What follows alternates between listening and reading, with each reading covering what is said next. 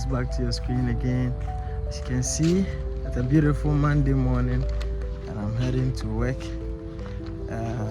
Gonna sit down, prepare for today, already prepared for the week. I'm in some couple of trade, some good buys, what is booming, BTC buys, GU buys, yeah.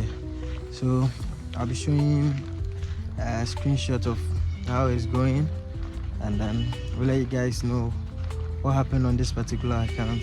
This particular account, I've been trading it.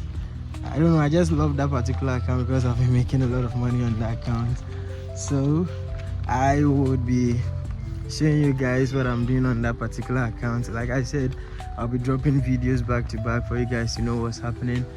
I'll start showing you guys how I do my analysis, what I look out for, and which pairs I'm trading. Monday moves, you know. So I'm about to show you guys some charts, how I'm doing on the charts, you know, so that you guys can see what I'm doing. I'm less busy at work, yeah. So let's go to the charts and see what's happening there.